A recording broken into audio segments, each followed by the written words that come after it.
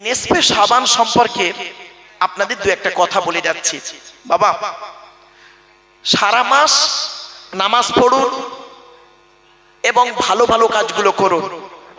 শাবান মাসের 15 তারিখে রোজা রাখলে, ইচ্ছা করলে নফল রোজা রাখতে পারেন, আপনাদের ইচ্ছা। শাবান মাসের 15 তারিখের রাতে ইবাদত করতে পারেন, আপনার ইচ্ছা। তবে 5 ওয়াক্ত নামাজটা আপনার জন্য খুবই জরুরি। আল্লাহ নবী বলেছেন, আল্লাহ রাসূল বলেছেন, ওই ইবাদতটা উত্তম যে ইবাদতটা দাইমান কন্টিনিউ হয়। 5 ওয়াক্ত নামাজ হলো আল্লাহর কাছে উত্তম। এজন্য এই কোরআনে আছে 82 জায়গায় নামাজের কথা, 92 জায়গায় লেখাপড়ার কথা, 104 জায়গায় ধৈর্যের কথা, সবরের কথা। আর ইয়া আইয়ুহাল্লাযিনা আমানু কোরআনে আছে 88 জায়গায়। কত কত কত 88 জায়গায় রয়েছে ইয়া আইয়ুহাল্লাযিনা আমানু। আর হারাম আয়াত আছে 250টা, হালাল আয়াত আছে 250টা, হারাম হালালের আয়াত হলো 500টা। আমি যে তাফসীরটা লিখছি, তাফসীরের নাম হলো তাফসীরে আবু বকর সিদ্দিক। বাবা, আমার লেখা তাফসীর যখন আপনাদের হাতে এসে পৌঁছাবে, সেদিন হয়তো আমি আর এই পৃথিবীতে থাকবো না, অন্ধকার নীরব নগরে চলে যাব। মানুষ চলে যায়, কথাটাই রয়ে যায়। তাই অনুরোধ করে বলে যাচ্ছি, বাপ, এই নিসফে শাবান এর গুরুত্ব জানা বেশি, তার থেকে লক্ষাধিক গুরুত্ব বেশি হলো 5 ওয়াক্ত নামাজের। কিছু বুঝতে পারছেন আমার ভাষা? এই জন্য 5 ওয়াক্ত নামাজ কারোর জন্য মাপ নেই। আপনি কি জানেন, খুব বিশেষ ব্যক্তি, বিশেষ কারণ, বিশেষ ব্যক্তি, বিশেষ কারণ ছাড়া, শব্দগুলো কেন ইউজ করলাম? কারণ আছে। রমজান মাসে রোজা, অনেক আছে দেখবেন রমজান মাসে রোজা করে না ঠিক মতো, কিন্তু দেখবেন শাবান মাসে রোজা করার জন্য এত তাকিদ দেয় যেটা কল্পনার বাইরে। আপনি কি জানেন, কোরআনে আছে একটা আয়াত থেকে এই নিসফে শাবানের বা ইঙ্গিত সূচক কিছু হাদিস এসে যায়। সূরা দোখানে আছে, ইন্না আনজালনাহু ফি লাইলাতিন মুবারাকা ইন্না কুন্না মুনজিরিন।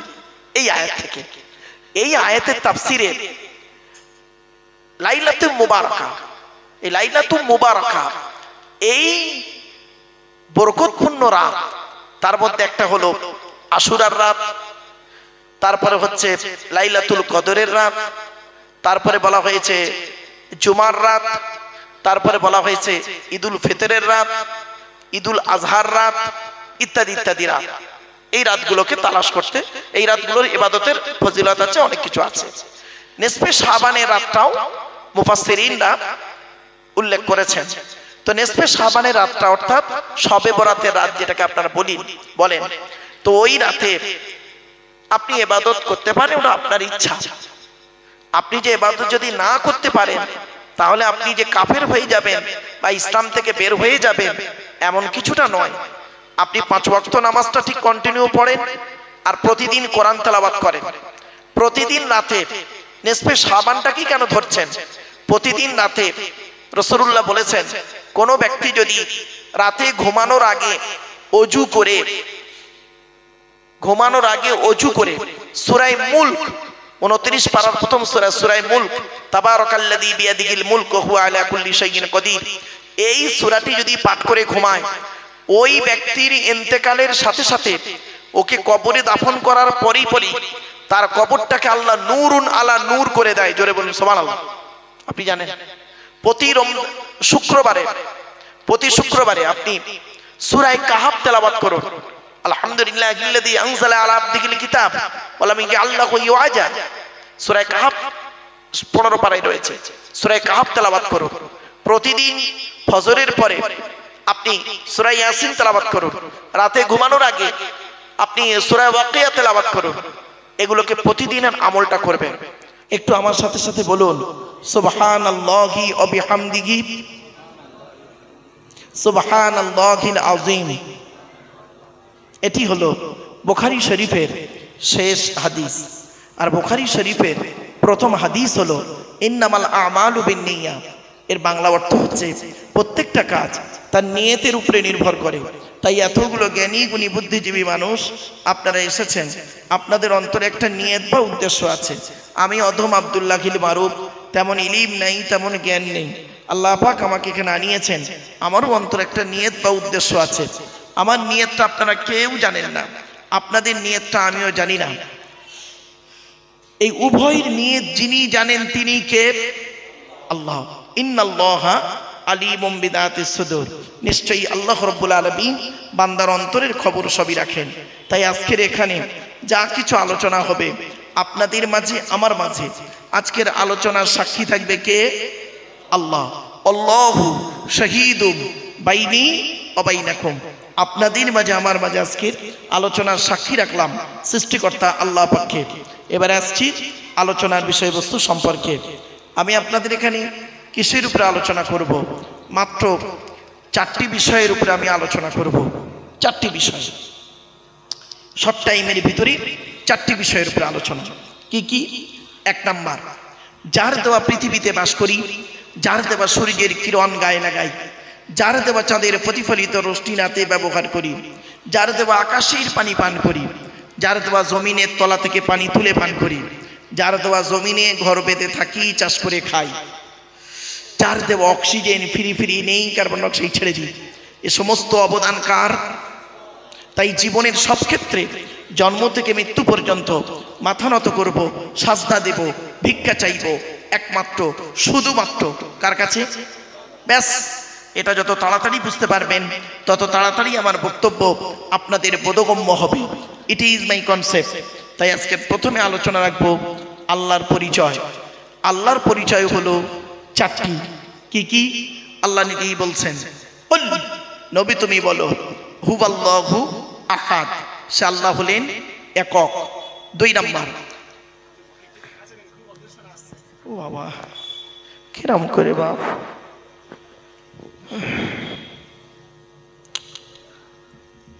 2 নাম্বার হলো আল্লাহুস সামাদ। এবারে ঠিক আছে? হ্যাঁ, ও বুঝতে পেরেছি।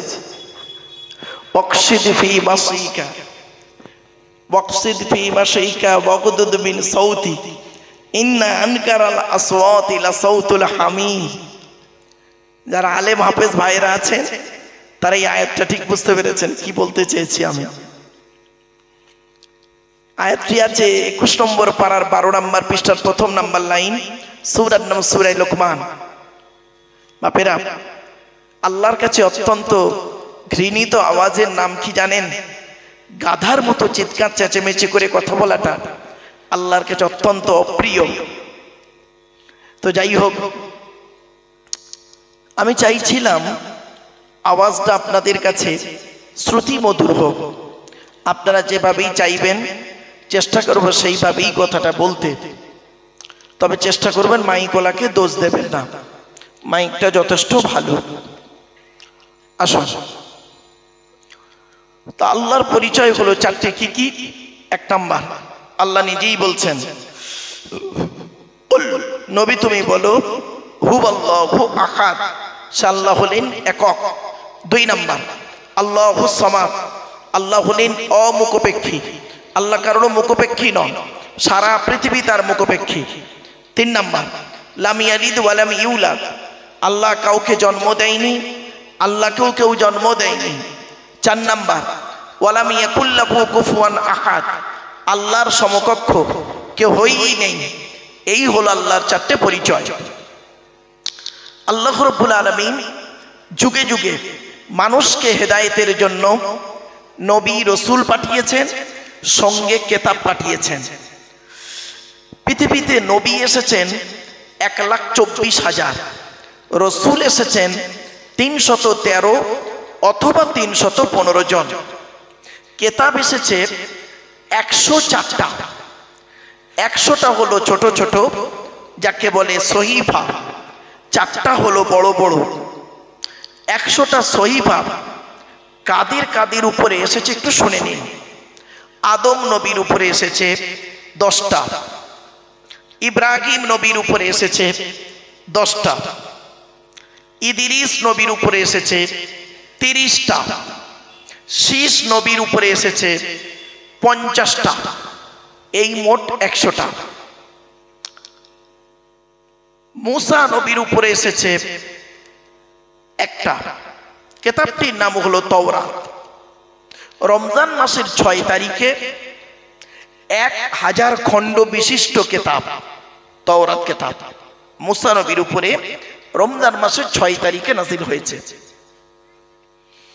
তারপরে এলো জবুর বলে একটা কিতাব দাউদ নবীর উপরে 150 পারা বা খণ্ড রমজান মাসের 12 তারিখে নাযিল হয়েছে।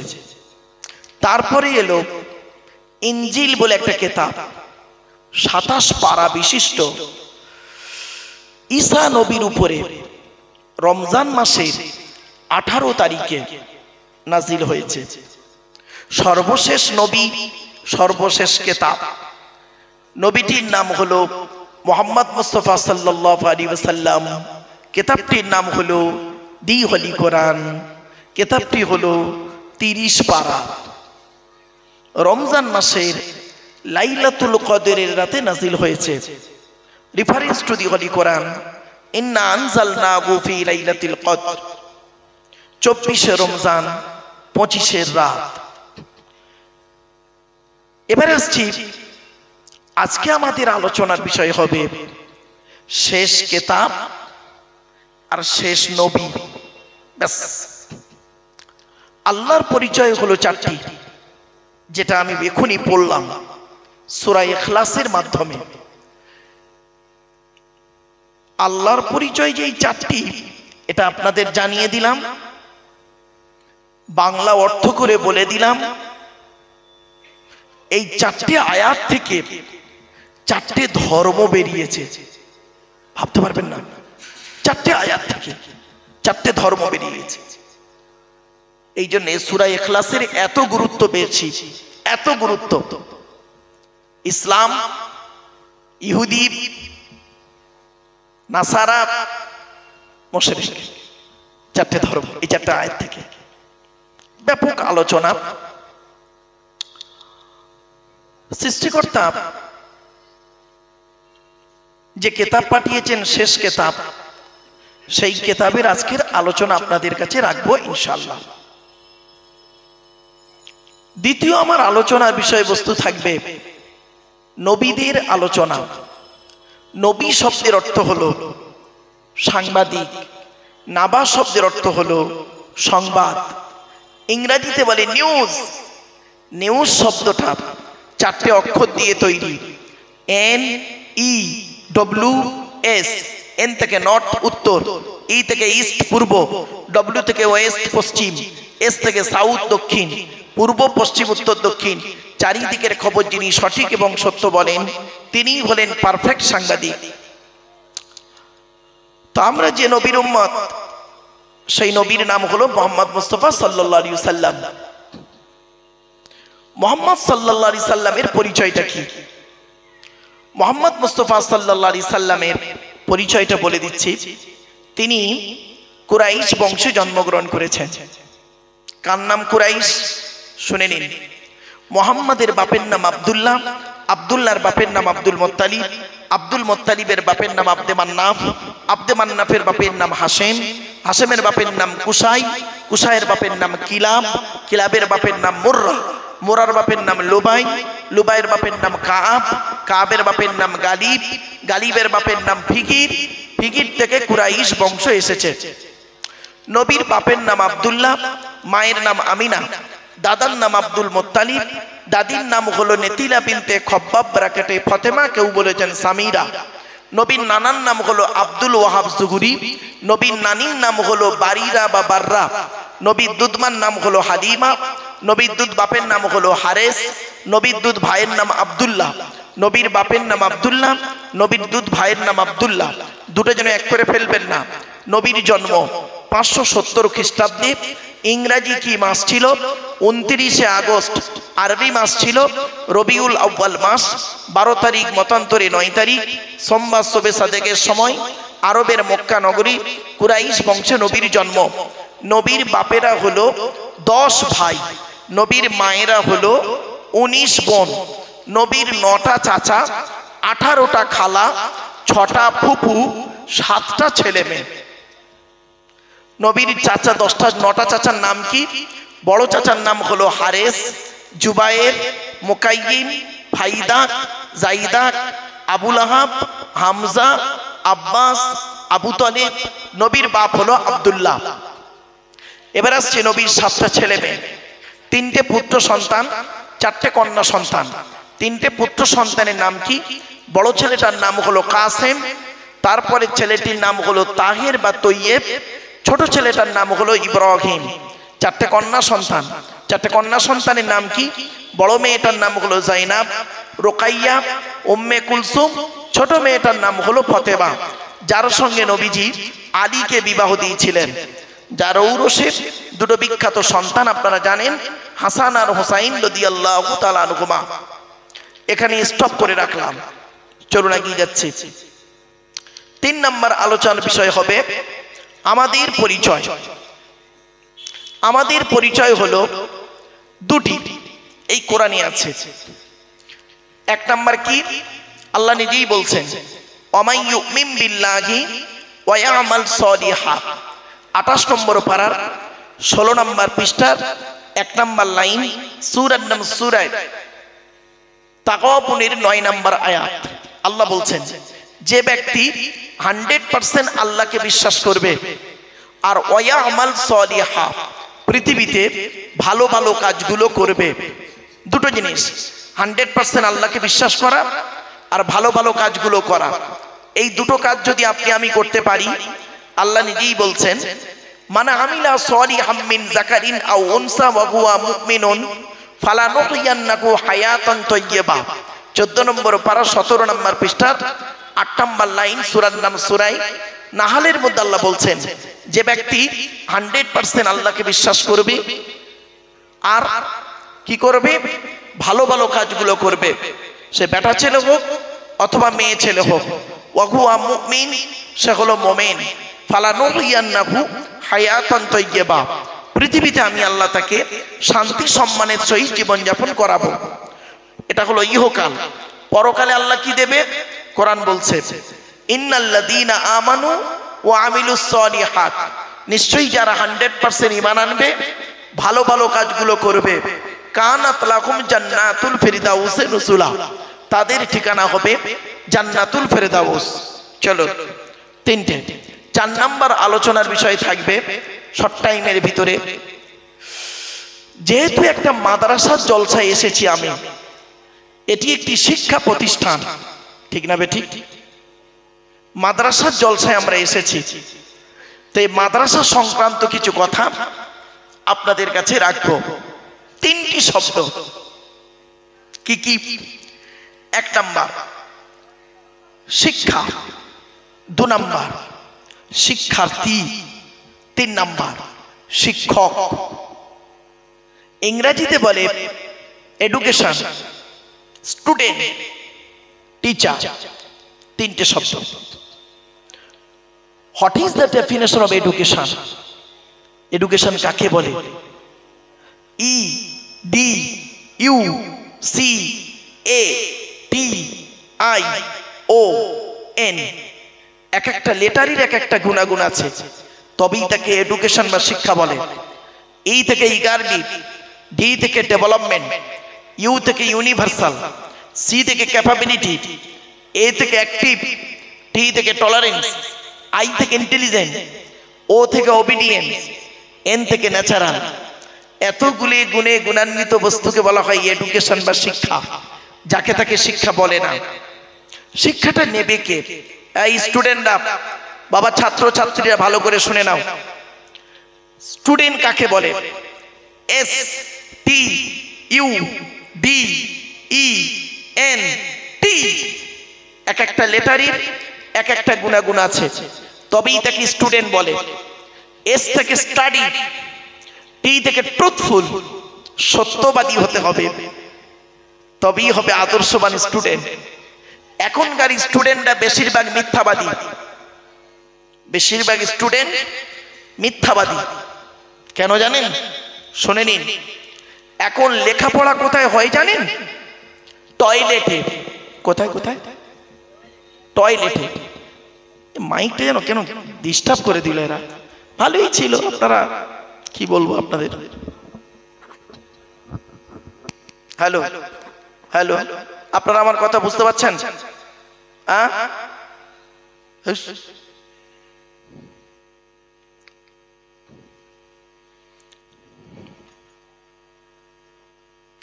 এটাই ঠিক আছে, লাগবে না এটা। চলেন কথাগুলো একটু শুনে নিন। আজ বর্তমান সময়ে কি দাঁড়িয়েছে জানেন? এখন লেখাপড়া কোথায় হয় জানেন? টয়লেটে, পেশাবখানায়, পায়খানায়।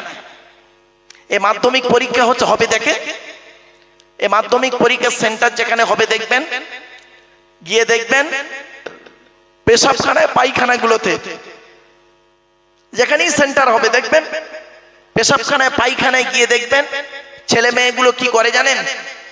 বইয়ের পৃষ্ঠা ছেঁড়া, টুকুলি, মাইক্রো জেরক্স এগুলো ছিঁড়ে এনে পেশাবখানায়, পায়খানায় ফেলে চলে আসে। আর অন্য একটা স্টুডেন্ট, ভালো স্টুডেন্ট, সে ওখানে গিয়ে পেশাব ফিরে চলে আসছে। যে ছেলেটা টুকলি করে, চুরি করে লেখাপড়া করলো, সেই ছেলেটা আবার মাধ্যমিকে ফার্স্ট ডিভিশন পেল। 20 বছর পরে সেই ছেলেটা স্টেজে এসে মাইক ধরে লেকচার দিচ্ছে। আর তার বক্তব্য শুনে মানুষ হেদায়েত হবে, এ আশা করাটা কেমন জানেন? কাঁঠালের আমসত্ত্বের মতো। আপনারা খেয়েছেন? কাঁঠালের আমসত্ত্ব খেয়েছেন? আরে হয় না, তা খাবেন কি? বাস্তব বলছি। তো এই জন্য অনুরোধ করে বলে যাচ্ছি স্টুডেন্টদেরকে, এস থেকে স্টাডি, টি থেকে ট্রুথফুল, ইউ থেকে ইউনিটি বা আনকমন, ডি থেকে ডেভোনিয়াস, ই থেকে এফিসিয়েন্ট, এন থেকে নোবেল, টি থেকে টিপটপ। এতগুলি গুণে গুণান্বিত ব্যক্তিকে বলা হয় স্টুডেন্ট, যাকে তাকে স্টুডেন্ট বলে না। শিক্ষাটা দেবে কে? যিনি দেবেন তাকে বলা হয় teacher. Who is teacher? K teacher? চলুন একটু দেখে নিই। টি ই এ সি এইচ ই আর। টি থেকে ট্রেনার, প্রশিক্ষণ প্রাপ্ত হতে হবে তবেই তুমি টিচার। ই থেকে ইগারলি, আগ্রহী হতে হবে তবেই তুমি টিচার। এ থেকে এবিলিটি, দক্ষতা থাকতে হবে তবেই তুমি teacher. Most important letter C, C থেকে ক্যারেক্টার, চরিত্র ঠিক থাকতে হবে তবেই তুমি টিচার। আজ থেকে 30 বছর আগে টিচার ছাত্রের সম্পর্ক কি ছিল? পিতার পুত্রের ন্যায়। আমরা আমাদের স্যারেদের দেখলে সাইকেল থেকে নেমে যেতাম, ঠিক না বেঠিক? আর এখন দেখবেন ছাত্রছাত্রীদের অবস্থা, টিচার ছাত্রের সম্পর্ক, সকলে নয় বেশিরভাগ জায়গায় টিচার ছাত্র সম্পর্ক কি জানেন? বন্ধু, বিড়ি চেয়ে খায়, খৈনি মলে দেয়, ঠিক না বেঠিক? আজ থেকে 30 বছর আগে টিচার আর ছাত্রীর সম্পর্ক কি ছিল? পিতার কন্যার ন্যায়। মেয়েটি শিক্ষককে বাপের মতো ভক্তি করত, শ্রদ্ধা করত, আর শিক্ষক ছাত্রীটিকে নিজের কন্যা বলে মনে করত। এখন কি হয়েছে শুনবেন? বেশ কিছু জায়গায়, সব জায়গায় নয়, টিচার ছাত্রীর সম্পর্ক স্বামী স্ত্রী। প্রাইভেট পড়াতে দিয়েছে, ইংরাজি করাতে দিয়েছে, ম্যাথ করাতে দিয়েছে, বিয়েটাও পড়িয়ে নিয়ে বসে আছে। এই জন্যই নবী বলেছিলেন, দি Messenger of Allah, peace be আপন হিম, shed the best among are you those with good manner। নবী বলেন, তোমাদের মধ্যে উত্তম ব্যক্তি ওই লোকটা যার ক্যারেক্টার, চরিত্র ভালো, ওই লোকটাই হলো উত্তম ব্যক্তি। একজন উকিল, ব্যারিস্টার, মাস্টার, ডাক্তার, মোল্লা, মলি সাহেব, পীর সাহেব, দরবেশ সাহেব, আমির সাহেব, মুফতি সাহেবের যদি চরিত্র খারাপ হয়, আর একজন টলিওয়ালার চরিত্র যদি ভালো হয়, টলিওয়ালাটাই হলো আল্লাহর কাছে প্রিয় ব্যক্তি। Many loss is something loss, health loss is nothing loss, but character loss is everything loss। মানুষের যদি টাকা চলে যায়, ইনকাম করলে টাকাটা আবার ফিরে আসবে। মানুষের যদি শরীর চলে যায়, ভালো মন্দ খেলে শরীরটাও ফিরে আসবে। কিন্তু যদি মানুষের চরিত্র চলে যায়, চরিত্র কিন্তু আর ফিরে আসবে না। তাই নবী বললেন, বুখারীর হাদিস, আমার কথা নয় বাবা, দুই ঠোঁটের মাঝখানে, দুই রানের বীজখানে, দুই ঠোঁটের মাঝখানে জিভের গ্যারান্টি দাও। হারাম খাবার খাওয়া থেকে জিভটাকে ঠিক করো, বাজে ভাষা বলা থেকে জিভটাকে ঠিক করো, পরনিন্দা পরচর্চা করা থেকে জিভটাকে ঠিক করো। আর দুই রানের বীজখানে লজ্জাস্থানকে হেফাজত করো। দুই ঠোঁটের মাঝখানে, দুই রানের বীজখানে, এই দুটো জিনিসের গ্যারান্টি তোমরা আমাকে দাও, আমি মুহাম্মদ সাল্লাল্লাহু আলাইহি ওয়াসাল্লাম তোমাদের জান্নাতের গ্যারান্টি দিয়ে দেবো। জোরে বলুন সুবহানাল্লাহ। যান বাড়ি চলে যান, গিয়ে দেখবেন হয় ভদ্রলোকের নিচে খারাপ, নয় ভদ্রলোকের উপর খারাপ। রাগ করবেন না। হুকমের কারেন্ট নিয়ে পাকা চালিয়ে তাহাজ্জুদের নামাজ পড়ছেন উনি, চুরি করা কারেন্টে পাকা চালিয়ে তাহাজ্জুদ। বাহ, রাগ করবেন না। আল্লাহর নবী বলেছেন, লানাল্লাহু মান সারাকা মানারাল আরদি, ওই সমস্ত লোকেদের প্রতি আল্লাহর গজব যারা জমির আল চুরি করতে করে করে জমি বাড়ায়। এই হাদিসটা মেশকাতেও পাবেন, কিতাবুস সাইয়্যিদ ওয়াজ যাবায়ের 7 নম্বর হাদিস। সেদিন আমি পড়াতে পড়াতে এই হাদিসটি ওদেরকে ভালো করে বোঝাচ্ছিলাম স্টুডেন্টকে। আল্লাহ রাসূল বলেছেন, লানাল্লাহু মান সারাকা মানারাল আরদি, ওই সমস্ত লোকেদের প্রতি আল্লাহর গজব যারা জমির আল চুরি করে করে জমি বাড়ায়। এজন্য আপনাদেরকে আমি অনুরোধ করে বলছি, বাবা জমির আল চুরি করা থেকে বন্ধ রাখুন। রাগ করবেন না। ছোট্ট একটা উদাহরণ দিচ্ছি, কেউ রেগে যাবেন না। এখানে একটি মসজিদে নামাজ পড়লাম, মসজিদটি নতুন হচ্ছে দেখলাম, কাজ হচ্ছে, তাই তো বাবা? আচ্ছা, মসজিদটি জুম্মা মসজিদ নাকি ভাই? বলুন না, জুম্মা মসজিদ। সহজ সরল একটা কথা বলছি আপনাদের, কেউ রেগে যাবেন না। ব্যক্তিগত কোনো আক্রমণ করার জন্য আসেনি বাবা, বাস্তবটাকে তুলে ধরছি, মিলিয়ে নেবেন। এখানে বসে বলছি বলে ভাববেন না এই গ্রামের লোকেদেরকে আমি ইন্ডিকেট করছি, এ ভুল ধারণা। যেহেতু আমি এখানে বসেছি, সমাজের লোকের কাছে কথা বলছি, ক্লিয়ার? এখানে এই গ্রামের লোক রেগে যাবেন না।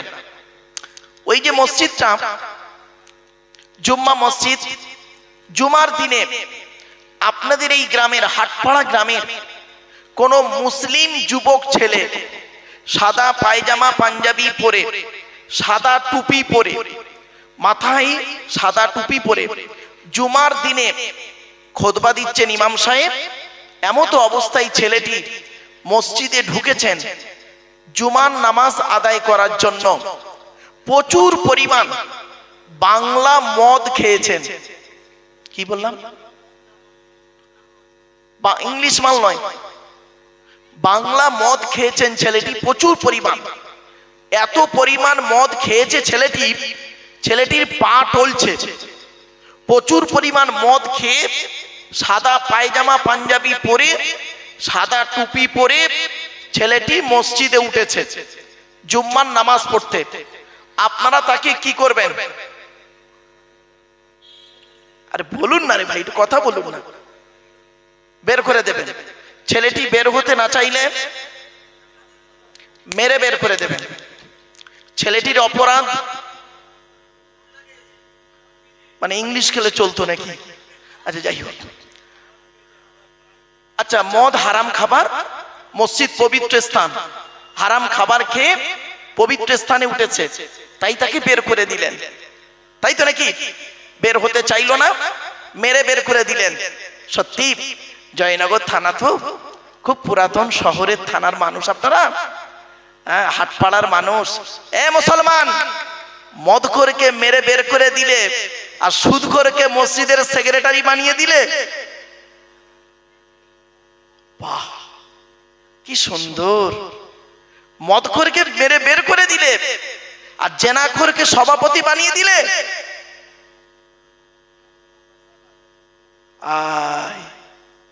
এই কথাটা গুরুত্বপূর্ণ একটা কথা বলেছে। আমরা তাদেরকে সভাপতি বানাই, তার ক্যারেক্টার কি আছে দেখি না। যে হয় কোটিপতি তারে বানাই সভাপতি। চলো ওই মসজিদে, এই মসজিদ বলে এই মসজিদ বলছি, রেখে যাবেন না। মসজিদের কমিটি কারা হবে এই কোরআনে আছে। যাকে তাকে মসজিদ কমিটি করবেন না। মসজিদের সেক্রেটারি, সভাপতি, ক্যাশিয়ার কমিটি করবেন যখন, এই কোরআন মোতাবেক কমিটি করবেন। এই কোরআনে লেখা আছে মসজিদ কমিটি কে হবে, শুনে নিন। যাদের মধ্যে 5টা গুণ থাকবে, যাদের মধ্যে 5টা গুণ থাকবে, সেই লোকটি, যে ব্যক্তির ভিতরে 5টা গুণ থাকবে, সেই লোকটি মসজিদ কমিটি হতে পারবে। কি কি আমি বলে দিচ্ছি, আয়াতটা কোথায় আছে। 10 নম্বর পারার 8 নম্বর পৃষ্ঠা 9 নম্বর লাইনে সূরার নাম সূরা তাওবার 18 নম্বর আয়াতে আল্লাহ বলছেন, ইন্নামা ইয়া'মুরু মাসাজিদাল্লাহি মান আমানা বিল্লাহ ওয়াল ইয়াউমিল আখিরি ওয়া আকামাস সালাতা ওয়া আতাজ যাকাত ওয়া লাম ইয়াখশা ইল্লাল্লাহ ফাআসা উলাইকা আইয়াকুনু মিনাল মুহতাদিন। 1 নম্বর, মসজিদ কমিটি হতে গেলে 5টা গুণ থাকতে হবে। 1 নম্বর হলো কি, মান আমানা বিল্লাহ, 100% আল্লাহকে বিশ্বাস করতে হবে। কত পার্সেন্ট? 100%। 2 নম্বর হলো কি, 100% কিয়ামতকে বিশ্বাস করতে হবে। 3 নম্বর হলো খুব ইম্পর্টেন্ট, ওয়া আকামাস সালাত, 5 ওয়াক্ত নামাজ আদায় করতে হবে। অনেক মসজিদের কমিটি আছে 5 ওয়াক্ত নামাজ পড়ে না, ঠিক না বেঠিক? বাস্তব বলছি। কেন কমিটিতে রাখেন ওদেরকে? ও টাকা দেয় না, টাকা দেয় বলে কমিটিতে রেখেছেন। ওই মাঠে দেখা হবে আপনাদের সঙ্গে আমার। কোন মাঠে? জোরে বলুন, কোরআনের আয়াত দিয়ে বলি, কোন মাঠে দেখা হবে? ইয়াউমা ইয়াজমাউকুম লিয়াউমিল জামঈ যালিকা ইয়াউমুত তাগাবুন। 28 নম্বর পারা 16 নম্বর পৃষ্ঠার 1 নম্বর লাইন, সূরার নাম সূরা তাগাবুনের 9 নম্বর আয়াত। ইয়াউমা ইয়াজমাউকুম লিয়াউমিল জামঈ যালিকা ইয়াউমুত তাগাবুন। তাগাবুন মানে হার জিতের মাঠ। কিয়ামতের মাঠে দেখা হবে, যে মাঠে বাপ তার ছেলের কোনো উপকার করতে পারবে না, ছেলে তার বাপের কোনো উপকার করতে পারবে না, ওই মাঠে দেখা হবে। চলো, 4 নাম্বার হলো মসজিদ কমিটি ওই লোকটা হবে ওয়া আতাজ যাকাত, যদি তার উপরে যাকাত ফরজ হয় আদায় করতে হবে, যদি ফরজ না হয় আদায় করার কোনো প্রশ্নই আসে না। অনেক মসজিদের ক্যাশিয়ার আছে দেখবেন, হিসেব চাইলে খালি পালাচ্ছে। মসজিদের নামে জায়গা জমি, মসজিদের টাকা পয়সা আত্মসাৎ করে নিচ্ছে। মসজিদের নামে দোকান টোকান আছে, জায়গা নিজের নামে রেকর্ড করে নিয়েছে। উনি আবার হাজি সাহেব, রাগ করবেন না। 5 নাম্বার হলো মসজিদ কমিটি ওই লোকটা হবে ওয়ালাম ইয়াখশা ইল্লাল্লাহ, আল্লাহ ছাড়া কাউকে ভয় করবে না যে ব্যক্তি। এই 5টা গুণ যার মধ্যে আছে, সেই লোকটা মসজিদ কমিটি হওয়ার যোগ্য ব্যক্তি। আর 5টা গুণ যদি তার মধ্যে থাকে, অযোগ্য অপদার্থ ব্যক্তি, অযোগ্য অপদার্থ। দুঃখের বিষয় বাপ, বাস্তবটাই বলে গেলাম। এবার আসছি, মসজিদে যিনি নামাজ পড়ায় তাকে কি বলে? ইমাম সাহেব। আমারই জেলা এটা, আমারই জেলা, বাস্তবটাই বলে যাচ্ছি, শুনে নিন। আজকের মসজিদে নামাজ আল্লাহর দরবারে কবুল করাতে গেলে ইমাম সাহেবদের মাইনে বেশি করে দেবেন। যে মসজিদে ইমামের মাইনে কম, যে মসজিদে ইমামের মাইনে কম, ওই মসজিদের মুসল্লিদের নামাজ আল্লাহর দরবারে কবুল হওয়া মুশকিল আছে। যদি বললেন হুজুর ফতোয়া আমাকে শেখাতে এসো না, 20 বছর ইমামতি করো,